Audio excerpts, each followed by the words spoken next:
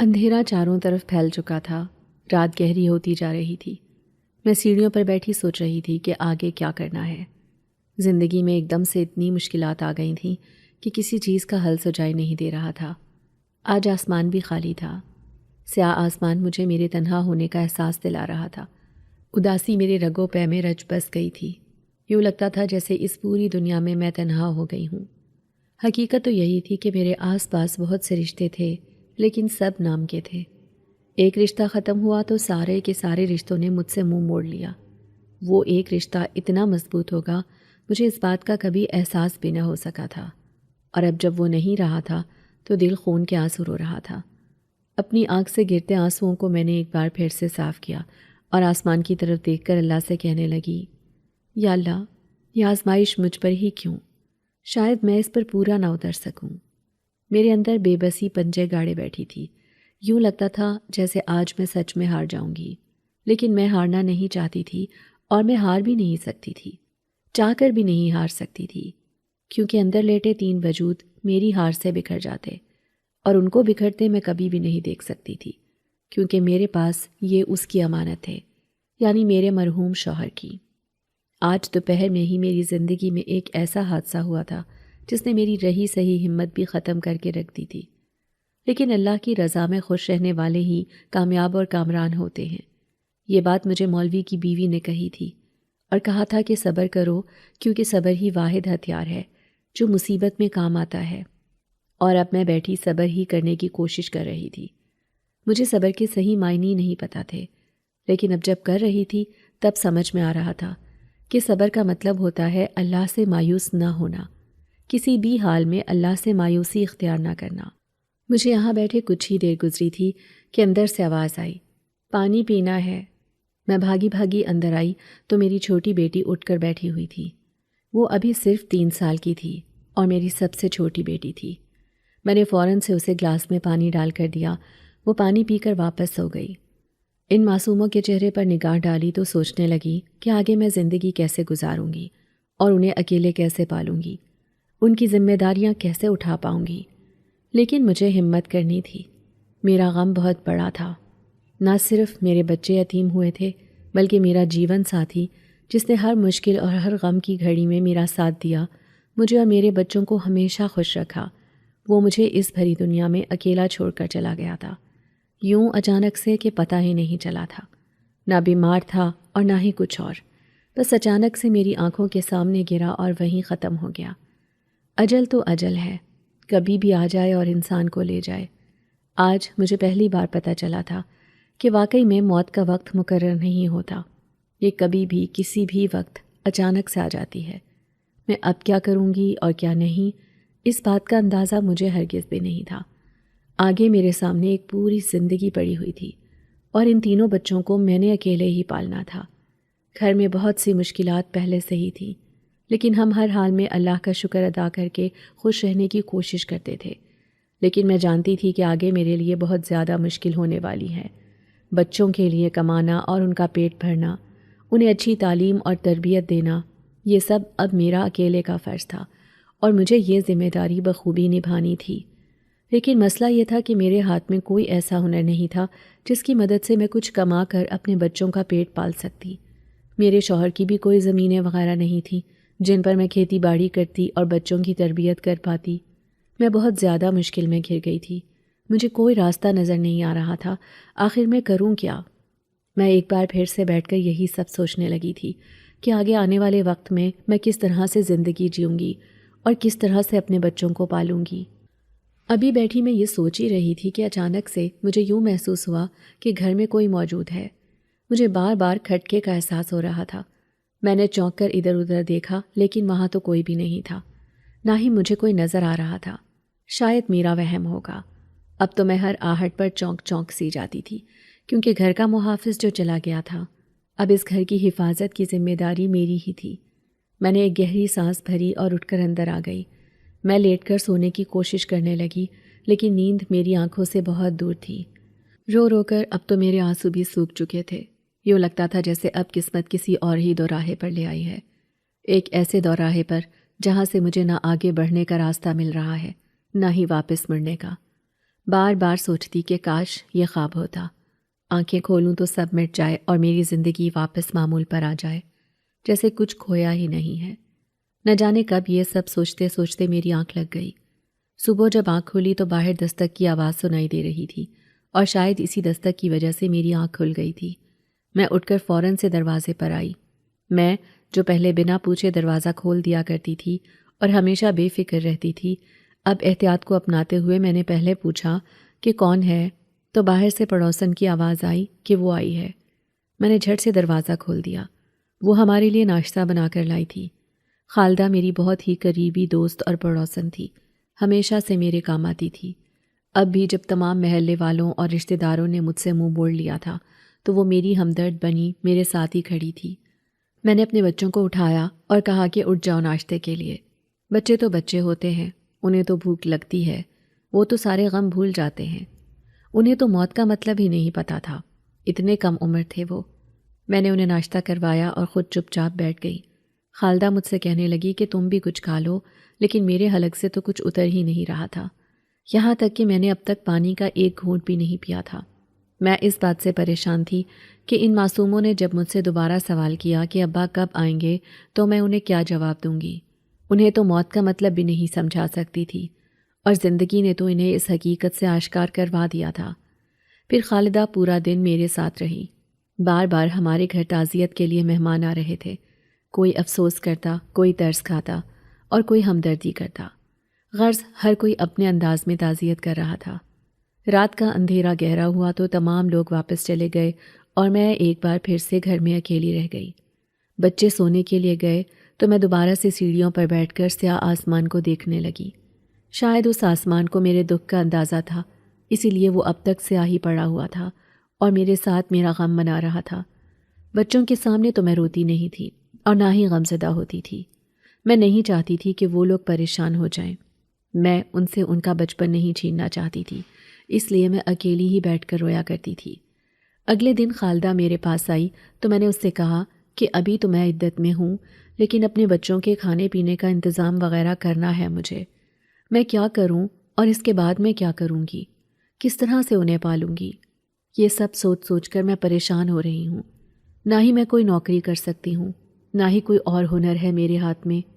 خالدہ کہنے لگی کہ تم پریشان مت ہو، تمہارا شوہر جس دفتر میں کام کرتا تھا وہاں سے تمہیں معاوضہ ملے گا، تب تک تو تم اسی سے گزارا کر لینا، لیکن اس کے بعد تو تمہیں کچھ سوچنا ہی ہوگا۔ تمہارے بچے بہت زیادہ چھوٹے ہیں اور تمہارے رشتہ داروں میں سے کوئی بھی تمہارا ساتھ دینے کو تیار نہیں ہے، تمہیں اس بات پر غور و فکر کرنا پڑے گا۔ اس کی بات بھی ٹھیک تھی۔ اس نے مجھ سے وعدہ کیا تھا کہ اس کا شوہر جا کر میرے مرحوم شوہر کے دفتر سے معاوضہ لے کر آ جایا کرے گا۔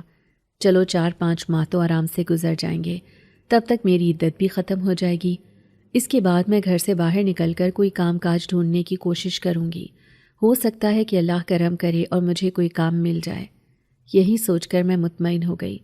میں نے سوچا کہ گھر کی صفائی وغیرہ کر لیتی ہوں، ویسے بھی مہمان بار بار گھر پر آتے ہیں۔ گھر کی حالت بہت ہی زیادہ خراب ہو گئی تھی اور مجھے کوئی مصروفیت بھی چاہیے تھی جس سے میں اپنے خیالات سے چھٹکارا حاصل کر پاؤں۔ اسی لیے میں نے پورے گھر کی صفائی کرنا شروع کر دی تھی۔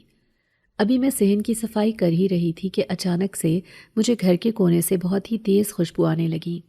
میں حیران ہو گئی کہ یہ خوشبو کہاں سے آ رہی ہے، ابھی تک تو یہ خوشبو کہیں سے نہیں تھی۔ پورا گھر چھان مارا لیکن سمجھ ہی نہیں آ رہی تھی۔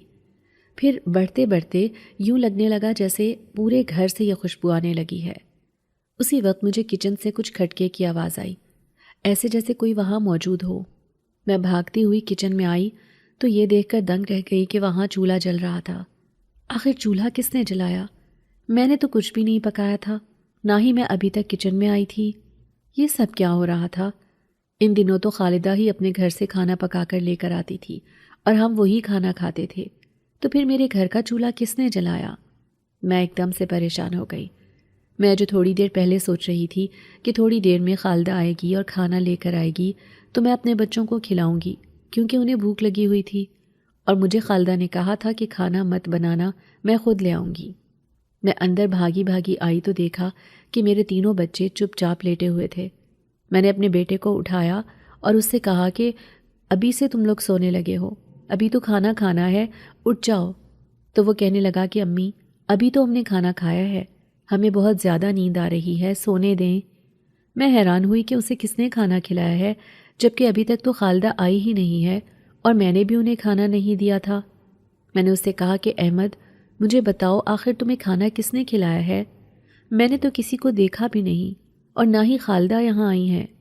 وہ کہنے لگا امی یہاں پر آپ کی ایک دوست آئی تھی، وہ بہت ہی زیادہ خوبصورت تھیں، انہوں نے ہی ہمیں کھانا کھلایا ہے اور انہوں نے کہا تھا کہ تم لوگ سو جاؤ، کل رات کو بھی وہ ہمارے پاس آئی تھیں۔ میں ایک دم سے ڈر گئی اور شدید خوف کے حصار میں گر گئی۔ آخر وہ کون تھی جو میرے علم کے بغیر ہمارے گھر میں داخل بھی ہو گئی اور میرے بچوں کو کھانا بھی کھلا کر چلی گئی؟ خالدہ کے سوا میری کوئی اور دوست بھی نہیں تھی۔ خالدہ میرے سامنے ہی آتی تھی اور میرے سامنے ہی جاتی تھی۔ میرے بچے واپس سو گئے اور میں چپ چاپ آ کر باہر بیٹھ کر اس بارے میں سوچنے لگی کہ آخر وہ کون ہے جو میرے گھر آئی اور اس نے میرے بچوں کو کھانا کھلایا۔ یہ سوال مسلسل میرے دماغ میں گونجے جا رہا تھا۔ تھوڑی ہی دیر کے بعد خالدہ وہاں آئی۔ اس کے ہاتھ میں کھانے کی ٹرے تھی۔ اس نے مجھ سے کہا کہ لو یہ کھانا تم اپنے بچوں کو کھلا دو۔ ٹرے دیکھ کر میں ایک دم پھر سے الجھن میں پڑ گئی۔ خالدہ نے مجھ سے پوچھا کہ کیا بات ہے، کیوں پریشان لگ رہی ہو؟ میں نے اسے ساری بات بتا دی۔ میں نے اسے کہا کہ ابھی تھوڑی دیر پہلے ہی بچوں کو کسی نے کھانا کھلا دیا ہے اور کچن کا چولہا بھی جل رہا تھا۔ میں حیران ہوں کہ آخر کون ہے وہ؟ احمد سے پوچھا تو وہ کہنے لگا کہ آپ کی کوئی دوست تھی اور بہت ہی خوبصورت تھی۔ تم تو جانتی ہو خالدہ کہ میری کوئی دوست نہیں ہے تمہارے سوا۔ میں بہت زیادہ پریشان ہوں۔ میرے ہوش و حواس میں میرے گھر میں ایسا کون آ گیا جسے میں نے اندر آتے دیکھا بھی نہیں؟ خالدہ بھی یہ سب سن کر پریشان ہو گئی تھی۔ وہ کہنے لگی کہ ہمیں اس کا کوئی حل ڈھونڈنا پڑے گا۔ مجھے لگ رہا ہے کہ یہ کوئی جنات کا کام ہے جو تمہارے گھر میں آ کر تمہارے بچوں کے ساتھ ہمدردی کر رہے ہیں۔ میں نے اس سے کہا کہ یہ کیا تم اول فول بول رہی ہو؟ ایسا کچھ نہیں ہو سکتا ہے۔ میرے گھر میں جنات کا کیا کام؟ انہیں میرے بچوں سے کیا مطلب ہے؟ تو خالدہ نے مجھ سے کہا کہ کیا تم نے سنا نہیں؟ اکثر ہی جنات انسانوں کے گھروں میں آتے رہتے ہیں۔ وہ خاص طور پر بچوں کے ساتھ ہمدردی کرتے ہیں اور پھر انہیں اپنے ساتھ لے بھی جاتے ہیں۔ تمہیں اب اپنے بچوں پر نظر رکھنی چاہیے۔ تم اپنے غم سے باہر نکلو اور اپنے بچوں کے ساتھ وقت گزارا کرو، ان کے ساتھ بیٹھا کرو۔ یہ سن کر تو میں مزید پریشان ہو گئی۔ پتہ نہیں خالدہ کی باتوں میں کوئی حقیقت تھی یا نہیں، لیکن میں پریشان ضرور ہو گئی تھی۔ اب مجھے کسی نہ کسی طرح سے اس سب کا حل نکالنا ہی تھا، مجھے چوکنا رہنا تھا۔ اسی لیے میں نے اپنے بچوں پر خصوصی نظر رکھنا شروع کر دی، لیکن اس سب کے باوجود بھی مجھے وہاں کوئی نظر نہیں آیا۔ پھر بھی بچے مجھے یہی کہتے تھے کہ انہیں کسی نے کھانا کھلا دیا ہے اور وہ جو کوئی ہے وہ آپ کی دوست ہے۔ میں اس سب سے اتنا تنگ آ گئی تھی کہ دل کیا اپنے بچوں کو جھنجھوڑ کر پوچھوں کہ کہیں وہ خواب تو نہیں دیکھ رہے، لیکن وہ بچے تھے، وہ خالی پیٹ تو نہیں رہ سکتے تھے۔ اگر وہ مجھ سے کھانا نہیں کھا رہے تھے تو یقیناً کوئی نہ کوئی تو تھا جو انہیں کھانا کھلا رہا تھا، اور وہ مطمئن تھے اور اچھی طرح سے نیند لے رہے تھے۔ میرا دل چاہا کہ میں بچوں کو ڈانٹوں، لیکن میں ایسا ہرگز نہیں کر سکتی تھی۔ میں اپنی اکتاہٹ ان پر ہرگز نہیں نکال سکتی تھی۔ میں بہت زیادہ پریشان ہو گئی تھی۔ میں گھر پر ہر وقت تلاوت قرآن پاک کرتی رہتی تاکہ میرے بچوں کو کسی قسم کا کوئی نقصان نہ پہنچے۔ بہت دن گزر گئے اسی طرح۔ پھر ایک دن اچانک سے مجھے اپنے گھر میں پائل کی آواز سنائی دی۔ پائل کی یہ چھن چھن کی آواز پورے گھر میں پھیل رہی تھی۔ میں اس وقت گہری نیند میں تھی اور یہ رات کا آخری پہر تھا۔ میں اچانک ہڑبڑا کر نیند سے اٹھی۔ پہلے تو مجھے کچھ سمجھ نہیں آئی کہ یہ آواز کس چیز کی آ رہی ہے اور کہاں سے آ رہی ہے۔ جیسے جیسے میرے حواسوں نے کام کرنا شروع کیا تو مجھے سمجھ آئی کہ یہ تو کسی کی پائل کی آواز ہے اور یہ اتنی تیز ہے کہ یہ میرے ہی گھر سے آ رہی ہے۔ میں فوراً سے خوفزدہ ہو گئی۔ میں نے بچوں کے کمرے میں جا کر دیکھا تو وہ سب اپنے اپنے بستر پر میٹھی نیند سوئے ہوئے تھے۔ یہ دیکھ کر میں نے سکون کا سانس لیا کہ وہ لوگ بالکل ٹھیک ہیں۔ پھر میں نے انتہائی احتیاط سے پورے گھر کا چکر لگانا شروع کیا کہ وہاں کوئی ہے تو نہیں۔ تبھی اچانک سے میری نگاہ بیرونی دروازے پر پڑی اور میرے حلق سے زوردار چیخ نکل گئی، کیونکہ وہاں تو میرا نام رابعہ ہے اور میں ایک چھوٹے سے شہر کی رہنے والی ہوں۔ اپنے ماں باپ کی اکلوتی بیٹی تھی میں۔ میرا بہن بھائی کوئی بھی نہیں تھا، اسی لیے خوب لاڈوں میں پلی بڑھی تھی۔ کبھی بھی زندگی کی مشکلات کا احساس نہیں ہوا۔ میرے ابا ایک مزدور تھے اور اماں گھر میں لوگوں کے کپڑے وغیرہ سلائی کرتی تھی۔ ماں باپ کی لاڈلی تھی، اس لیے زیادہ کام کاج کی طرف توجہ ہی نہیں دی۔ پڑھنے لکھنے کا بھی مجھے کوئی خاص شوق نہیں تھا، اس لیے مشکل سے ہی میں نے 8ویں جماعت تک پڑھا۔ اماں نے بہت چاہا کہ میں آگے پڑھائی کر لوں، لیکن میں منع کر دیتی اور میں کہتی کہ کون سا مجھے کسی دفتر میں نوکری کرنی ہے، مجھے بالکل بھی نہیں پڑھنا ہے۔ جبکہ اماں کا کہنا تھا کہ پڑھائی نوکری کرنے کے لیے نہیں بلکہ علم حاصل کرنے کے لیے کی جاتی ہے، لیکن مجھے اس سب کا کوئی شوق نہیں تھا۔ ابا نے کہا تھا کہ اگر بیٹی نہیں چاہتی ہے تو اس پر زور زبردستی مت کرو۔ میں نے کبھی بھی زیادہ پیسے اور مہنگی چیزوں کی خواہش نہیں کی تھی، میں ہر حال میں خوش رہتی تھی اور ہنسی مذاق کرتی رہتی تھی، جبکہ میری اماں کو ہر وقت میری شادی کی فکر رہتی تھی۔ ان کا کہنا تھا کہ آج کل کوئی بھی بھاری بھرکم جہیز لیے بنا شادی نہیں کرتا ہے، نہ جانے ہم اپنی اکلوتی بیٹی کا فریضہ کیسے سر انجام دیں گے۔ ابا ان سے کہتے کہ تم پریشان مت ہو، اللہ بہتر کرے گا اور اس کی زندگی میں انشاءاللہ ایک اچھا اور نیک شوہر آئے گا۔ اماں اور ابا کی یہ باتیں سن سن کر میں نے اپنے ذہن میں ایک خاکہ بنانا شروع کر دیا تھا کہ میرا شوہر میرا بہت زیادہ خیال رکھنے والا ہوگا۔ میں نے کبھی بھی یہ نہیں سوچا تھا کہ میری شادی جس سے ہوگی وہ بہت امیر ہو اور میری ساری خواہشات پوری کرے، بلکہ میں چاہتی تھی کہ وہ صرف میرا خیال رکھنے والا ہو اور مجھے عزت دینے والا ہو، کیونکہ میں نے اپنے گھر میں بھی یہی دیکھا تھا۔ ہم لوگ بہت امیر نہیں تھے، بلکہ امیر نہیں، ہم لوگ تو غریب ہی تھے، کیونکہ میرے ابا مزدوری کرتے تھے، لیکن میرے گھر کا ماحول بہت اچھا تھا۔ میں نے کبھی اپنے اماں اور ابا کو آپس میں لڑتے جھگڑتے یا کسی بات پر بحث کرتے نہیں دیکھا تھا، اور میرے ابا خود بھی بہت نرم طبیعت کے انسان تھے۔ میں جب 16 سال کی ہوئی تو اماں نے ایک رشتے کروانے والی عورت کو یہ ذمہ داری دی کہ میری بیٹی کا رشتہ ڈھونڈو، ہمیں کسی امیر داماد کی تمنا نہیں ہے، بس وہ اچھا ہو، ہماری بیٹی کا خیال رکھے، اس سے زیادہ ہمیں کچھ نہیں چاہیے۔ رشتے کروانے والی خالہ نے رشتے ڈھونڈنا شروع کر دیے۔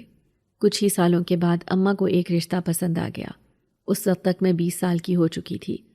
اماں نے ابا کو بتایا کہ مجھے یہ رشتہ بہت پسند ہے، ہم لڑکے والوں کو گھر بلاتے ہیں اور شادی کی بات کرتے ہیں، انہوں نے بھی ہمیں پیغام بھجوایا ہے۔ اگلے کچھ دن اماں ابا ان کے آنے کے انتظامات کرنے میں لگے رہے۔ ان کے لیے اچھی دعوت کا اہتمام کیا گیا۔ وہ لوگ ہمارے گھر آئے، انہوں نے مجھے دیکھا اور پسند کر لیا۔ اماں ابا کو بھی لڑکا پسند آیا تھا، اور یوں میری رضامندی لے کر اماں ابا نے یہ رشتہ پکا کر دیا۔ میں بہت زیادہ خوش تھی کہ میری زندگی میں ایک شخص آ رہا ہے۔ میرے سارے خواب، ساری امیدیں اسی سے جڑ گئے اور میں ہر وقت اسی کے بارے میں سوچنے لگی۔ میں نہیں جانتی تھی کہ وہ کس طرح کے مزاج کا ہے، لیکن مجھے امید تھی کہ وہ بہت ہی اچھا ہمسفر ثابت ہوگا، اور میں نے بھی سوچ لیا تھا کہ میں اس کے دل کا سکون بنوں گی، ہر خوشی اور غم میں اس کے ساتھ کھڑی رہوں گی اور اس کے آگے زبان نہیں چلاؤں گی، کیونکہ زبان دراز عورتیں مردوں کے دل میں کبھی بھی جگہ نہیں بنا پاتی ہیں۔ یہ بات مجھے اماں نے سکھائی تھی، اس لیے میں نے خود سے بہت سی چیزوں کا عہد کیا تھا کہ میں اپنی آنے والی زندگی میں اپنے ہمسفر کو کبھی بھی اپنی وجہ سے پریشان نہیں کروں گی۔ کچھ دن گزرے تو اماں نے بتایا کہ اب تمہاری شادی کی تاریخ بھی رکھ دی گئی ہے، اب ہمیں جلد سے جلد شادی کی تیاریاں کرنی ہیں۔ اماں نے مجھے میری پسند کی بہت سی چیزیں وغیرہ خرید کر دیں۔ میں چونکہ ان کی اکلوتی بیٹی تھی، اس لیے وہ ہر ارمان پورا کرنا چاہ رہی تھی۔ ابا بھی انہیں نہیں روک رہے تھے، کیونکہ وہ میری شادی کی تیاریاں بہت جوش و خروش سے کر رہی تھی۔ ابا نے انہیں یہ ضرور سمجھایا تھا کہ فضول خرچی مت کرنا۔ میں نہیں چاہتا کہ نکاح جیسی سنت پوری کرنے میں فضول خرچی کی جائے، کیونکہ یہ سنت نبی پاک صلی اللہ علیہ وسلم کی سنت ہے، اور اس پر فضول خرچی کرنا دین کی تعلیمات کے خلاف ہے۔ اماں نے ابا سے وعدہ کیا تھا کہ وہ کسی قسم کی فضول خرچی نہیں کریں گی۔ یوں جلد ہی میری شادی کی تیاریاں شروع ہو کر جب مکمل ہوئیں تو اماں نے مجھے کہا کہ اب تم گھر سے باہر قدم نہیں نکالو گی جب تک کہ تمہاری شادی نہیں ہو جاتی، تاکہ تم پہ زیادہ روپ آئے۔ شادی والے دن میں دلہن بنی بہت ہی خوبصورت لگ رہی تھی، ہر ایک میری تعریفیں کر رہا تھا۔ جب میں رخصت ہو کر اپنے سسرال آئی تو میں کافی زیادہ گھبرائی ہوئی تھی۔ مجھے ڈر لگ رہا تھا کہ کہیں مجھے نفرتوں کا سامنا نہ کرنا پڑے، کیونکہ سازشیں اور خاندانی سیاست میں نے کبھی نہیں دیکھی تھی، اسی لیے میں کافی گھبرا بھی رہی تھی۔ لیکن اماں نے مجھے بہت سی نصیحتیں کی تھیں۔ میرے سسرال والے شاید اس شادی سے بہت زیادہ خوش نہیں تھے، لیکن میری ساس بہت ہی اچھے سے پیش آ رہی تھی مجھ سے۔ مجھے یوں لگ رہا تھا جیسے یہ شادی سراسر میری ساس اور میرے شوہر کی مرضی سے ہوئی ہے۔ اماں نے مجھ سے کہا تھا کہ اگر تمہارا شوہر تمہیں پسند کرے گا تو تمہاری زندگی بہت ہی اچھے سے گزر جائے گی۔ سسرال والوں سے زیادہ شوہر کو خوش کرنے پر توجہ دینا، کیونکہ وہ واحد رشتہ ہوتا ہے جس کی وجہ سے باقی نئے رشتے بنتے ہیں۔ جب میں نے پہلی بار اپنے شوہر کو دیکھا تو میں دیکھتی ہی رہ گئی۔ وہ بہت ہی خوبصورت اور نرم دل انسان تھے۔ انہوں نے مجھ سے اس بات کا وعدہ کیا کہ وہ ہمیشہ میرا خیال رکھیں گے اور کبھی بھی میرے ساتھ ناانصافی نہیں کریں گے۔ وقت نے ثابت کیا کہ انہوں نے اپنا وعدہ ہمیشہ نبھایا۔ وقت گزرتا گیا، میری ساس کی وفات ہوئی تو باقی بہن بھائیوں سے میرے شوہر کی نہیں بن پائی۔ ان میں سے کوئی بھی اس شادی سے پہلے ہی خوش نہیں تھا۔ دراصل میرے بڑے جیٹھ چاہتے تھے کہ ان کے بھائی کی شادی ان کی سالی سے ہو، اور میری نند چاہتی تھی کہ ان کے بھائی کی شادی ان کے سسرال میں کسی سے ہو جائے، لیکن میری ساس نے دانش مندی سے فیصلہ لیا اور اپنے بیٹے کا رشتہ خاندان سے باہر طے کر دیا۔ یوں میری اور میرے شوہر کی شادی ہوئی تھی، اور اسی وجہ سے باقی لوگ ہماری شادی سے کوئی زیادہ خوش نہیں تھے۔ البتہ میرے اور میرے شوہر کے درمیان بہت ہی اچھا رشتہ تھا۔ وہ میرا بہت زیادہ خیال رکھتے تھے۔ شادی کے کچھ سالوں کے بعد اللہ تعالیٰ نے ہمیں اولاد جیسی نعمت سے نوازا۔ شادی کے 3 سال بعد میری پہلی اولاد یعنی میرا بڑا بیٹا احمد پیدا ہوا تھا۔ اس کے بعد 2 بیٹیاں پیدا ہوئیں۔ ہم اپنے بچوں کی اچھی تربیت کر رہے تھے۔ ساس کے مرنے کے بعد ہم نے الگ گھر میں رہنا شروع کر دیا تھا۔ یہ گھر میرے شوہر کو جائیداد کا بٹوارہ کرنے کے بعد ملا تھا۔ سب نے اپنے اپنے حصے کی جائیداد لے لی اور میرے شوہر کے حصے میں یہ چھوٹا سا گھر آیا تھا۔ ہم نے مل جل کر اسے اپنی جنت بنا لیا۔ وقت گزرتا گیا۔ میرے شوہر ایک دفتر میں معمولی سی نوکری کرتے تھے جس سے ہمارا گزر بسر ہو رہا تھا۔ میں زیادہ فضول خرچی نہیں کرتی تھی، اسی لیے اچھے سے گزر بسر ہو رہا تھا۔ پیسوں کی تنگی بھی محسوس نہیں ہوتی تھی۔ میں نے اپنے بڑے بیٹے اور بیٹی کو اسکول میں داخل کروا دیا تھا۔ وہ دونوں سرکاری اسکول میں ہی جاتے تھے۔ دونوں ہی پڑھائی میں بہت اچھے تھے۔ میں چونکہ زیادہ پڑھی لکھی نہیں تھی، اس لیے پڑھائی میں ان کی زیادہ مدد نہیں کر پاتی تھی۔ اب اس وقت مجھے افسوس ہو رہا تھا کہ کاش میں اماں کی بات مان لیتی، کاش میں پڑھ لیتی۔ اب جب میں اپنے بچوں کو پڑھانا چاہتی تھی تب مجھے محسوس ہو رہا تھا کہ میری اماں کیوں مجھے تعلیم دلوانا چاہتی تھی۔ ہر ماں باپ کی خواہش ہوتی ہے کہ ان کے بچے اچھا پڑھیں لکھیں۔ میری بھی تو یہی خواہش تھی اور میں چاہتی تھی کہ میں انہیں اعلیٰ تعلیم دلواؤں۔ میں ابھی چونکہ زیادہ عمر کی نہیں تھی، کم عمری میں ہی میری شادی ہو گئی تھی، اسی لیے بچپنا میرے اندر ابھی بھی تھا، لیکن میرے شوہر اس بچپنے کو محبت سے ہی دیکھتے تھے۔ انہوں نے کبھی بھی مجھے کسی چیز سے روکا ٹوکا نہیں تھا۔ ان کا ساتھ مجھے بہت زیادہ اچھا لگتا تھا اور وہ میرے لیے بہت ہی زیادہ اہمیت کے حامل تھے۔ میرے شوہر کے رشتہ دار ہم سے اتنے زیادہ ملتے جلتے نہیں تھے۔ اس کی بہت سی وجوہات تھیں، جن میں سب سے بڑی تو ہماری شادی ہونا تھی۔ دوسری وجہ ہمارا ان سے غریب ہونا تھا۔ عموماً لوگ اپنے غریب رشتہ داروں سے ذرا فاصلہ ہی رکھتے ہیں۔ انہیں لگتا ہے کہ غریب رشتہ دار یا تو انہیں دیکھتے ہی ان سے پیسے مانگیں گے یا پھر ان کے پیسے کو نظر لگا دیں گے۔ حالانکہ حقیقت ایسی نہیں ہوتی۔ سب کی عزت نفس اور خودداری ہوتی ہے۔ ہم نے کبھی کسی کے آگے ہاتھ نہیں پھیلائے تھے اللہ کے سوا، اور نہ ہی ہمیں کبھی اس کی ضرورت پڑی تھی۔ جب میری دوسری بیٹی پیدا ہوئی تھی تو میرے شوہر نے مجھے ایک سونے کی انگوٹھی تحفے میں دی تھی۔ نہ جانے انہوں نے کیسے پیسے جمع کر کے وہ انگوٹھی بنوائی تھی، لیکن مجھے وہ انگوٹھی بہت ہی زیادہ عزیز تھی۔ آج بھی میں نے اسے اپنی انگلی میں پہن کر رکھا تھا۔ ان کے چلے جانے کے بعد بھی ان کی یاد بن کر وہ انگوٹھی میری انگلی میں تھی۔ میں ہر وقت اسے پہن کر رکھتی تھی۔ میرے شوہر میری چھوٹی بیٹی سے بہت زیادہ پیار کرتے تھے۔ انہیں وہ حد سے زیادہ عزیز تھی۔ وہ دکھنے میں بھی بہت خوبصورت تھی۔ جو بھی دیکھتا اسے بے ساختہ پیار ہی کیا کرتا تھا۔ ہم دونوں نے اس کے بارے میں بہت سے خواب سجا کر رکھے تھے، لیکن مجھے پتہ نہیں تھا کہ ان خوابوں کو پورا کرنے کے لیے میرے شوہر ہمارے بیچ نہیں رہیں گے۔ ہم اپنے گھر میں ہنسی خوشی زندگی گزار رہے تھے کہ ایک دن اچانک سے اس حادثے نے ہمارے گھر کی خوشیوں کو نظر لگا دی۔ روزانہ کی طرح صبح سویرے میرے شوہر اٹھے اور مجھے بھی جگایا، کیونکہ میں دیر تک سونے کی عادی تھی۔ اس لیے وہ پہلے اٹھتے تھے اور پھر مجھے اٹھاتے تھے تاکہ میں ان کے لیے ناشتہ وغیرہ تیار کروں۔ وہ دفتر کے لیے تیار ہوتے، اتنی دیر میں ناشتہ وغیرہ بنا دیتی تھی۔ آج بھی جب انہوں نے مجھے اٹھایا اور کہا کہ ناشتہ بنا دو تو اس وقت مجھے شدید نیند آ رہی تھی اور میرا اٹھنے کو بالکل بھی دل نہیں تھا۔ میں نے ان سے کہا کہ آج آپ خود سے ناشتہ بنا لیں، مجھے بہت نیند آ رہی ہے، مگر وہ مجھے زبردستی اٹھانے لگے اور کہنے لگے کہ نہیں، مجھے تمہارے ہاتھ کے ناشتے کی عادت ہو گئی ہے، اب اٹھ جاؤ اور مجھے جلدی سے ناشتہ بنا کر دے دو۔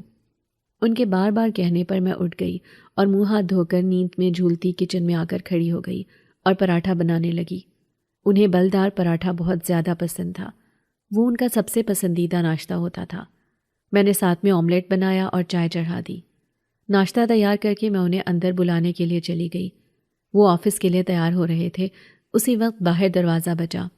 انہوں نے مجھے کہا کہ رکو، میں دیکھتا ہوں کون ہے، شاید دودھ والا آیا ہو۔ یہ کہہ کر وہ باہر دروازے کی طرف بڑھ گئے۔ میں چپ چاپ ناشتہ لگانے لگی۔ تھوڑی ہی دیر گزری کہ مجھے احساس ہوا کہ وہ ابھی تک واپس نہیں آئے ہیں۔ ناشتہ بھی ٹھنڈا ہو رہا تھا، نہ جانے کس سے باتوں میں لگ گئے ہوں گے۔ میں انہیں بلانے کے لیے دروازے پر آئی تو سامنے کا منظر دیکھ کر میرے حواس ہی کھو سے گئے، کیونکہ میرے سامنے ہی وہ نیچے گرے پڑے تھے، زمین پر اوندھے منہ گرے ہوئے تھے۔ یہ دیکھ کر میری چیخیں نکل گئیں۔ محلے کے لوگوں نے جو مجھے چیختے دیکھا تو فوراً سے وہاں جمع ہو گئے۔ میرے پڑوس میں رہنے والی عورت خالدہ، جو کہ میری دوست بھی تھی، اسی نے اپنے شوہر کی مدد سے میرے شوہر کو فوراً سے ہسپتال پہنچایا۔ ہم لوگ بھی ساتھ میں ہی تھے، بچے گھر پر تھے اور وہ ابھی تک سو ہی رہے تھے۔ میں اس وقت سب کچھ بھول چکی تھی۔ میں صرف اور صرف اپنے شوہر کی سلامتی کی دعائیں مانگ رہی تھی۔ انہیں کچھ بھی نہیں ہوا تھا۔ کچھ دیر پہلے تو وہ میرے سامنے بالکل ٹھیک ٹھاک تھے اور ابھی اچانک سے ان کی حالت اتنی خراب ہو گئی تھی۔ تھوڑی دیر بعد ڈاکٹرز باہر آئے اور انہوں نے کہا کہ ہم انہیں بچا نہیں سکے، ہم معذرت چاہتے ہیں۔ یہ کہہ کر ڈاکٹرز چلے گئے۔ مجھے کچھ سمجھ نہیں آ رہی تھی کہ اچانک انہیں کیا ہوا تھا، بس ان کے دل کی دھڑکنیں رک گئی تھیں۔ وہ دن مجھ پر بہت ہی بھاری پڑا تھا۔ میرے شوہر کے گھر والوں کو بھی اطلاع کر دی گئی تھی۔ وہ لوگ آئے اور جنازے کے بعد واپس چلے گئے، یوں جیسے اتنا سا ہی رشتہ تھا۔ مجھ سے نہ صحیح، لیکن ہمارے بچوں سے تو ان کا رشتہ تھا نا۔ انہیں بھی نہ دیکھا اور چپ چاپ واپس چلے گئے۔ محلے والوں نے بھی زیادہ نہیں پوچھا، صرف میری دوست تھی جو اس مشکل ترین وقت میں میرے ساتھ تھی، اور اس نے اپنے شوہر کے ذریعے میرے مرحوم شوہر کے دفتر سے معاوضہ بھی لے لیا تھا، جس سے ہمارا گزارا چل رہا تھا۔ یہاں تک تو سب ٹھیک تھا، لیکن گھر میں ہونے والی عجیب و غریب حرکات سے میں حد سے زیادہ پریشان تھی۔ نہ جانے کون تھا جو میرے گھر آتا، میرے گھر کا چولہا جلاتا، کھانا بناتا اور میرے بچوں کو کھانا کھلا کر چلا جاتا۔ جب بھی میں بچوں سے پوچھتی تو وہ کہتے کہ کوئی ہیں جو آپ کی دوست ہیں اور وہ بہت زیادہ خوبصورت ہیں، وہی ہمیں کھانا بھی کھلاتی ہیں۔ حالانکہ حقیقت تو یہ تھی کہ میری ایسی کوئی دوست تھی ہی نہیں، اور اگر میری کوئی دوست تھی بھی تو وہ یوں چھپ چھپ کر کیوں آ رہی تھی؟ گھر کے اندر آتے ہوئے وہ مجھے نظر کیوں نہیں آتی تھی؟ ہمارے گھر میں داخل ہونے کا صرف ایک ہی راستہ تھا، بیرونی دروازہ، اور وہاں سے کوئی تبھی اندر آ سکتا تھا جب میں دروازہ کھولتی۔ نہ ہی مجھے دروازہ بجنے کی آواز آتی تھی، نہ ہی کوئی اندر آتا نظر آتا تھا۔ میں ان تمام چیزوں سے حد سے زیادہ پریشان اور خوفزدہ بھی ہو گئی تھی۔ ایک رات جب میں گہری نیند سو رہی تھی، اچانک سے مجھے گھر میں چھن چھن کی آوازیں سنائی دینے لگی۔ میں گھبرا کر نیند سے اٹھی اور بچوں پر نگاہ ڈالی۔ وہ سب پرسکون نیند سوئے ہوئے تھے۔ شکر تھا کہ انہیں کچھ نہیں ہوا تھا، لیکن آواز مسلسل پورے گھر سے آ رہی تھی۔ یہ پائل کی آواز تھی۔ مجھے یقین ہو گیا تھا کہ گھر میں کوئی موجود ہے۔ میرا دل زور زور سے دھڑک بھی رہا تھا، کیونکہ تنہائی اور رات کا احساس مجھے اپنے خوف میں جکڑ رہا تھا۔ میں نے احتیاط سے پورے گھر کی تلاشی لینا شروع کر دی۔ پورے گھر میں گھوم پھر کر دیکھنا شروع کیا، کیونکہ مجھے ڈر تھا کہ گھر میں اگر کوئی موجود ہوا اور اس نے میرے بچوں کو کوئی نقصان پہنچا دیا تو۔ اس لیے میں نے اپنے خوف کو ایک طرف رکھا۔ پورے گھر کا چکر لگانے کے بعد بھی مجھے کچھ نظر نہیں آیا تھا۔ تبھی میری نگاہ بیرونی دروازے پر پڑی اور ایک دم سے میرے منہ سے چیخ نکل گئی، کیونکہ وہاں پر ایک خوبصورت سی عورت کھڑی تھی۔ میں نے آج سے پہلے اس عورت کو کبھی نہیں دیکھا تھا۔ اس کے سر پر ایک تاج تھا۔ میں حیران پریشان رہ گئی۔ میں نے اس سے دھیرے سے پوچھا کہ تم کون ہو؟ تو وہ مسکرا اٹھی اور کہنے لگی کہ تمہیں مجھ سے ڈرنے کی ضرورت نہیں ہے، میں تمہیں نقصان ہرگز نہیں پہنچاؤں گی۔ پھر بھی میرے ڈر کا کوئی عالم ہی نہیں تھا۔ میں نے اس سے پوچھا کہ تم میرے گھر میں داخل کیسے ہوئی؟ آخر تم ہو کون؟ یہاں سے نکل جاؤ۔ رات کا پہر تھا اور میرے گھر میں کوئی عورت موجود تھی۔ یہ بات میرے لیے کوئی معمولی نہیں تھی، اسی لیے میں خوفزدہ ہو رہی تھی۔ میں بار بار پلٹ کر اپنے بچوں کے کمرے کی طرف نگاہ کرتی کہ کہیں وہ انہیں نقصان نہ پہنچائے، کیونکہ میرے بچوں نے یہی کہا تھا کہ ایک خوبصورت عورت انہیں کھانا کھلانے آتی ہے تو یقیناً یہ وہی عورت ہوگی۔ مجھے اس سے ڈر لگ رہا تھا۔ میرے ذہن میں خالدہ کی باتیں بھی گونج رہی تھیں، جس نے کہا تھا کہ یہ ضرور جنات ہوں گے۔ اب یہ عورت میرے گھر کا دروازہ کھولے بغیر میرے گھر کے اندر کھڑی تھی۔ خوفزدہ ہونا تو بنتا تھا۔ وہ چلتے چلتے میرے قریب آ گئی۔ میرے اندر اتنی ہمت نہیں تھی کہ میں اپنے قدم پیچھے اٹھا پاتی یا اسے روک پاتی۔ میرے قریب آ کر وہ رک گئی اور کہنے لگی، آؤ بیٹھو، مجھے تم سے بات کرنی ہے۔ میں تمہیں بتاتی ہوں کہ میں کون ہوں اور تمہیں مجھ سے ڈرنے کی ضرورت نہیں ہے۔ میں چپ چاپ جا کر کرسی پر بیٹھ گئی۔ وہ میرے سامنے بیٹھی اور بولی، میں جنات کی ملکہ ہوں۔ یہ سن کر تو میرا حلق ہی سوکھ گیا۔ میں نے اس سے کہا، جنات کی ملکہ، میرے بچوں کو نقصان مت پہنچانا۔ تمہیں جو کچھ چاہیے میں تمہیں دینے کو تیار ہوں، لیکن میرے بچوں سے دور رہو۔ میری بات سن کر وہ مسکرا دی اور بولی، میں تمہارے بچوں کو کوئی نقصان نہیں پہنچاتی، میں تو بس انہیں کھانا کھلانے آتی ہوں اور چلی جاتی ہوں۔ میں نے اسے کہا کہ تمہارا مقصد کیا ہے اور تم میرے بچوں کو کھانا کیوں کھلاتی ہو؟ اس نے کہا کہ یہ بات میں تمہیں ابھی نہیں بتا سکتی، لیکن میں تمہارے بچوں کو کھانا کھلانے کے لیے آتی رہوں گی۔ تم مجھے اس بات سے روک نہیں سکتی۔ ہاں البتہ تم مجھ سے ڈرو مت، میں انہیں کوئی نقصان نہیں پہنچاؤں گی۔ یہ کہہ کر وہ اچانک سے میرے سامنے سے غائب ہو گئی۔ میں ڈر گئی اور ادھر ادھر دیکھنے لگی، لیکن وہ مجھے کہیں نظر نہیں آ رہی تھی۔ میں اپنا سر تھام کر وہیں بیٹھ گئی۔ مجھے خالدہ کی بات یاد آ رہی تھی۔ اس نے مجھ سے کہا تھا کہ یہ جنات بچوں کو لے جا بھی سکتے ہیں، اور اگر اس نے میرے بچوں کو نقصان پہنچانے کی کوشش کی یا پھر مجھ سے دور کرنے کی کوشش کی تو میں کیا کروں گی؟ کیونکہ میرا تو کل سرمایہ اب وہی بچے تھے۔ اگلے دن دوپہر میں نے اپنے بیٹے سے کہا کہ اگر وہ عورت تم لوگوں کو کھانا کھلانے آئے تو تم لوگ کھانا مت کھانا، صرف جو کھانا میں دوں گی وہی کھانا کھانا۔ میرا بیٹا کہنے لگا کہ اماں وہ تو ٹھیک ہے، لیکن وہ ہمیں بہت مزے مزے کے کھانے کھلاتی ہیں، اس میں برا ہی کیا ہے؟ آخر ہے تو وہ آپ کی دوست تھی نا۔ میں نے چلا کر کہا کہ نہیں، وہ میری دوست نہیں ہے، اس لیے آئندہ اس کا لایا ہوا کھانا مت کھانا۔ میرے یوں چلانے پر وہ ڈر گیا۔ آج سے پہلے تو میں اپنے بچوں پر کبھی بھی نہیں چلائی تھی۔ مجھے اچانک احساس ہوا کہ میں نے کیا کیا ہے۔ اسی وقت خالدہ اندر آئی اور کہنے لگی کہ تم بچوں پر کیوں چلا رہی ہو؟ بات کیا ہے مجھے بتاؤ، یوں ان پر چلانا ٹھیک نہیں ہے۔ یہ کہہ کر اس نے احمد کو اندر بھیج دیا۔ میں نے اسے ساری بات بتائی اور کہا کہ رات کو یہ واقعہ پیش آیا تھا۔ یہ سن کر تو وہ بھی پریشان ہو گئی، لیکن اس نے مجھے کہا کہ بچوں پر چلانے سے اس مسئلے کا حل نہیں نکلے گا، تمہیں بہت ہی سمجھداری سے کام لینا ہوگا۔ میں نے ہاں میں سر ہلا دیا اور اس سے پوچھنے لگی کہ آخر اس مسئلے کا حل کیا ہے؟ میں ملکہ جنات کو یہاں آنے سے کیسے روکوں؟ اگر وہ میرے بچوں کو مجھ سے چھین کر لے گئی تو؟ یہ خوف میرے چہرے پر صاف نظر آ رہا تھا۔ خالدہ نے مجھے تسلی دی اور کہا کہ اگر اس کا ایسا مقصد ہوتا تو وہ اب تک ایسا کر چکی ہوتی۔ تم پریشان مت ہو، مجھے نہیں لگتا کہ وہ تمہیں کوئی نقصان پہنچائے گی، ہاں لیکن احتیاط کرنا ضروری ہے، میں کچھ سوچتی ہوں۔ یہ کہہ کر وہ چلی گئی۔ پیچھے میں پھر سے سوچ میں مبتلا ہو گئی کہ آخر اس سب کا حل کیا نکلے گا اور کس طرح سے میں اس ملکہ جنات سے چھٹکارا پا سکوں گی۔ ایک دن بارش بہت زیادہ تیز ہو رہی تھی۔ میرے گھر کی چھت بھی پانی سے بھیگ چکی تھی اور پانی نیچے تک آ رہا تھا۔ میں سخت پریشان تھی۔ خالدہ نے مجھ سے کہا تھا کہ اگر گھر میں زیادہ مسئلہ ہے تو میرے گھر آ جاؤ، لیکن میں نے اسے منع کر دیا۔ بچوں کو میں نے اندر کمرے میں بٹھایا اور خود پانی وغیرہ صاف کرنے لگی، لیکن پانی تھا کہ مسلسل بڑھتا ہی جا رہا تھا۔ جب بھی بارش ہوتی تھی یوں ہی ہوتا تھا، میرے گھر میں پانی بھر جاتا تھا اور پانی بھر جانے کی وجہ سے تمام چیزیں بھی پانی سے بھیگ جاتی تھیں۔ میں دعا کر رہی تھی کہ بارش رک جائے، لیکن یوں لگتا تھا کہ بارش رکنے کا نام نہیں لے گی۔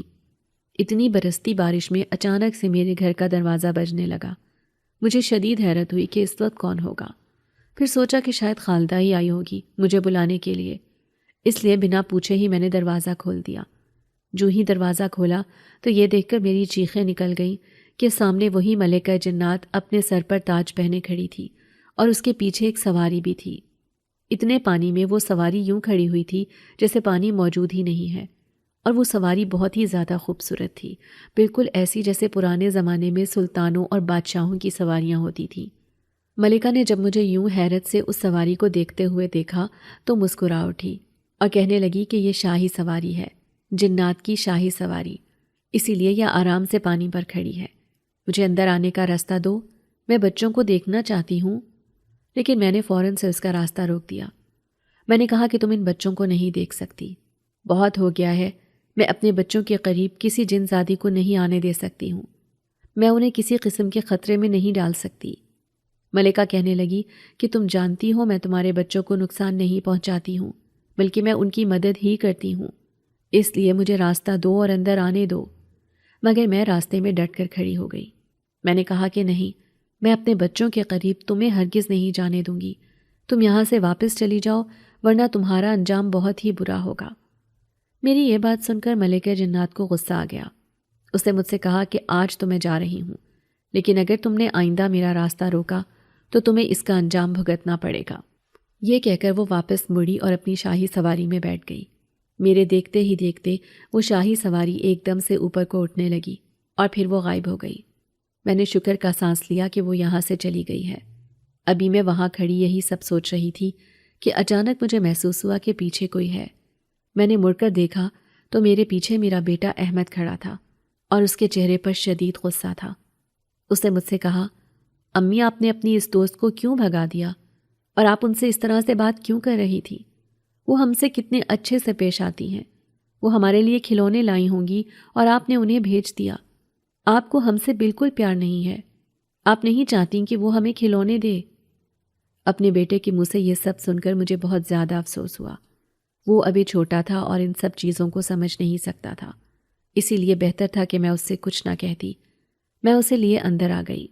میں نے اپنے تمام بچوں سے پیار سے کہا کہ آئندہ میرے علاوہ اگر کوئی آپ کو کچھ دے تو مت کھانا اور نہ ہی گھر میں کسی اور کو آنے دینا۔ لیکن میرا بیٹا مجھ سے ناراض ہو گیا تھا۔ میں جانتی تھی کہ وہ مجھ سے کیوں ناراض ہے۔ وہ چاہتا تھا کہ میں اس جنزادی کو یہاں پر آنے دوں، لیکن میں اس کی یہ فضول سی ضد نہیں مان سکتی تھی۔ بہتر تھا کہ میں اپنے بچوں کو اس جنزادی سے دور ہی رکھوں، اور میں انہیں اس سے دور رکھنے کی پوری کوشش کر رہی تھی۔ میں نے خالدہ کو بھی اس سب کے بارے میں بتا دیا تھا۔ وہ کہنے لگی کہ شاید وہ ان بچوں پر اب نظر رکھنے لگی ہے، پتہ نہیں کیوں وہ ان کے پیچھے پڑ گئی ہے۔ پھر اس نے مجھے بتایا کہ ایک عورت ہے جو دم وغیرہ کرتی ہے، وہ تمہارے گھر آئے گی اور پورے گھر کی تلاشی بھی لے گی کہ کہیں کوئی ایسی چیز تو نہیں ہے جس کی وجہ سے یہ سب پریشانی ہو رہی ہے۔ ہو سکتا ہے کہ اس عورت کے دم کی وجہ سے یہ مسئلہ حل ہو جائے۔ اگلے دن ہی وہ اپنے ساتھ اس عورت کو لے کر آئی۔ اس عورت نے پورے گھر کا جائزہ لیا اور پھر مجھ سے کہنے لگی کہ آپ کو پریشان نہیں ہونا چاہیے، وہ جنزادی آپ کو نقصان بالکل بھی نہیں پہنچائے گی، بلکہ وہ جنات کی ایک بہت ہی رحم دل ملکہ ہے۔ وہ ان یتیم بچوں کی صرف اور صرف مدد کرنا چاہتی ہے۔ اس سے پہلے بھی وہ بہت سے بچوں کی مدد کر چکی ہے، آپ پریشان مت ہوں۔ ہاں، لیکن اگر آپ نے زبردستی اسے یہاں سے ہٹانے کی کوشش کی تو ہو سکتا ہے کہ وہ آپ کو یا آپ کے بچوں کو نقصان پہنچا دے۔ میری ماں نے تو اس کی بات مان لے، وہ صرف آپ کی مدد کرے گی، نقصان نہیں پہنچائے گی۔ یہ کہہ کر وہ عورت چلی گئی۔ میں نے خالدہ سے کہا کہ یہ عورت مجھ سے کیا کہہ رہی ہے، میں اپنے بچوں کو کیسے جنات کے حوالے کر سکتی ہوں؟ خالدہ نے کہا کہ مجھے بھی یہی لگتا ہے کہ وہ عورت صرف تمہاری مدد کرنے کے لیے آئی ہے، تو تمہیں اس سے ایسا رویہ اختیار نہیں کرنا چاہیے۔ جنات کے اپنے طریقے ہوتے ہیں مدد کرنے کے، وہ اپنے طریقوں سے ہی لوگوں کی مدد وغیرہ کیا کرتے ہیں۔ سب کی باتیں سن کر میں سوچ میں پڑ گئی تھی۔ یقیناً اس نے اب تک میرے بچوں کو یا مجھے کسی قسم کا کوئی نقصان نہیں پہنچایا تھا، نہ ہی ڈرایا تھا، لیکن میں یہ سب قبول بھی نہیں کر سکتی تھی۔ میں اسی سوچ میں گھری ہوئی تھی کہ ملکہ جنات دوبارہ سے آ گئی۔ اس نے مجھے کہا کہ میں نے پہلی بار تمہارے بچوں کو چھت پر کھیلتے ہوئے دیکھا تھا۔ وہیں پر مجھے پتہ چلا کہ وہ تینوں یتیم ہیں۔ وہ بہت ہی اداس ہو رہے تھے اور اپنے بابا کو یاد کر رہے تھے۔ میں نے ان کی مدد کرنے کا سوچا۔ میں انہیں کھلونے لا کر دیتی ہوں، میں ان سے بہت پیار بھی کرتی ہوں۔ میں ایک رحم دل جنزادی ہوں، تمہیں مجھ سے پریشان ہونے یا ڈرنے کی بالکل بھی ضرورت نہیں ہے، لیکن اگر تم زبردستی مجھے روکو گی تو شاید مجھے غصہ آ جائے اور میں تمہیں کوئی نقصان پہنچا دوں۔ یہ بھی ہو سکتا ہے کہ میں ان بچوں کو اپنے ساتھ لے جاؤں۔ یہ سن کر تو میرے رونگٹے کھڑے ہو گئے۔ میں نے کہا نہیں، ہرگز نہیں، تم میرے بچوں کو اپنے ساتھ نہیں لے جا سکتی ہو، یہ میرے بچے ہیں اور میں انہیں کسی کو نہیں دے سکتی۔ میرے یوں جذباتی ہو جانے پر اس نے کہا کہ تم پریشان مت ہو، میں تمہارے بچوں کو کہیں نہیں لے کر جا رہی، لیکن جب تک تم مجھے ان سے ملنے دیتی رہو گی تمہیں کسی مصیبت کا سامنا نہیں کرنا پڑے گا۔ دیکھو وہ میرے ساتھ رہ کر خوش ہوتے ہیں، اور تمہارا بڑا بیٹا وہ تم سے اسی بات پر ناراض ہے نا کہ تم مجھے ان سے ملنے نہیں دو گی۔ میں نے کچھ سوچ کر اسے ہاں کر دی اور کہا کہ ٹھیک ہے، لیکن مجھ سے وعدہ کرو کہ تم کبھی بھی میرے بچوں کو مجھ سے دور نہیں لے کر جاؤ گی اور نہ ہی انہیں کسی قسم کا کوئی نقصان پہنچاؤ گی، اور تمہارے علاوہ کوئی بھی آ کر ان سے نہیں ملے گا، یہ وعدہ کر لو۔ اس کے بعد میں تمہیں ان سے ملنے دوں گی۔ ملکہ جنات نے گہری سانس بھری۔ اس نے مجھ سے وعدہ کر لیا کہ وہ میرے بچوں کو اپنے ساتھ جنات کی دنیا میں نہیں لے کر جائے گی، اور اس کے علاوہ کوئی بھی جنات کی دنیا سے آ کر ان سے نہیں ملے گا۔ یہ وعدہ کر لینے کے بعد وہ اٹھ کر میرے بچوں کے پاس چلی گئی۔ میں باہر بیٹھی دھڑکتے دل کے ساتھ یہ سب دیکھ رہی تھی۔ وہ کافی دیر تک ان سے بات چیت کرتی رہی اور ان کے ساتھ کھیلتی بھی رہی۔ اس کے بعد وہ وہاں سے چلی گئی۔ اب روزانہ یہی ہونے لگا تھا۔ وہ روز آتی، میرے بچوں کے ساتھ بات چیت کرتی اور پھر انہیں کھلونے وغیرہ دے کر چپ چاپ چلی جاتی۔ میں یہ سب دیکھ کر بہت زیادہ پریشان بھی تھی، لیکن اندر سے مطمئن بھی تھی کہ میرے بچے اس کے ساتھ بہت زیادہ خوش رہتے ہیں۔ شکر ہے کہ اس نے میرے بچوں کو کسی قسم کا کوئی نقصان نہیں پہنچایا تھا۔ میرے بچوں کا دل بھی بہل گیا تھا۔ اب وہ بار بار اپنے بابا کے بارے میں بات نہیں کرتے تھے۔ وقت گزرتا گیا، میری عدت ختم ہوئی تو میں نے سوچا کہ میں کوئی نہ کوئی کام کاج شروع کر دیتی ہوں۔ یہی سوچ کر میں نے خالدہ سے کہا کہ مجھے کہیں کام کاج پہ لگوا دو، میں لوگوں کے گھروں میں صفائی ستھرائی کا کام کر لوں گی۔ یہ سن کر وہ پریشان ہو گئی اور کہنے لگی کہ یہ کام تم کیسے کرو گی؟ کیا تم لوگوں کے گھروں میں کام کاج کر لو گی؟ میں نے کہا اور کوئی راستہ نہیں ہے میرے پاس، مجھے یہ کام کرنا ہی پڑے گا۔ پھر خالدہ کی مدد سے مجھے ایک گھر میں کام مل گیا۔ میں وہاں جا کر صفائی ستھرائی کرتی، برتن دھوتی، لوگوں کی باتیں بھی سنتی اور پھر بھی مجھے معمولی سی تنخواہ مل رہی تھی۔ کچھ دن تو میں کام پر جاتی رہی، لیکن پھر وہاں پر مجھے بہت زیادہ مسائل کا سامنا کرنا پڑا۔ ایک تو اس گھر میں مرد بہت تھے اور ایک لڑکا تو مجھے عجیب نظروں سے گھورتا ہی رہتا تھا۔ مجھے بہت برا لگتا تھا، اسی لیے میں نے وہ کام چھوڑ دیا۔ گھر میں آ کر پریشان حال بیٹھ گئی۔ میں سوچ رہی تھی کہ اب میں کس طرح سے گھر کا خرچہ وغیرہ چلاؤں گی، کیونکہ پیسے بالکل ختم ہو کر رہ گئے تھے اور گھر میں کھانے پینے کا سامان بھی نہیں تھا۔ اوپر سے عید بھی آ رہی تھی تو بچوں کے لیے میں نے عید کی چیزیں وغیرہ بھی لینی تھی۔ میرے پاس تو پیسے بالکل بھی نہیں تھے۔ میں پریشان حال سی بیٹھی ہوئی تھی۔ خالدہ میرے پاس آئی اور کہنے لگی کہ یہ تو بہت مشکل صورتحال ہے، تم جاؤ اور اپنے رشتہ داروں سے مدد مانگ لو، ہو سکتا ہے کہ ان میں سے کوئی تمہاری مدد کر دے۔ مگر میں نے کہا کہ نہیں، ان میں سے بھی کوئی میری مدد نہیں کرے گا۔ وہ سب تو مجھ سے منہ موڑ کر کب کے جا چکے ہیں۔ میرے شوہر کے مرنے کے بعد سے ان میں سے کسی نے پلٹ کر پوچھا بھی نہیں کہ میرا گزارا کیسے ہوتا ہے۔ اس سے واضح ہو چکا ہے کہ میں کبھی بھی کسی مشکل میں ان کے پاس نہیں جاؤں گی، اسی لیے وہ میری مدد بالکل بھی نہیں کریں گے۔ خالدہ یہ سن کر پریشان ہو گئی۔ ہم دونوں مل کر سوچنے لگے کہ اب ہم کیا کریں گے۔ اسی وقت ملکہ جنات وہاں آ گئی اور وہ مجھ سے کہنے لگیں کہ تمہیں پریشان ہونے کی بالکل بھی ضرورت نہیں ہے۔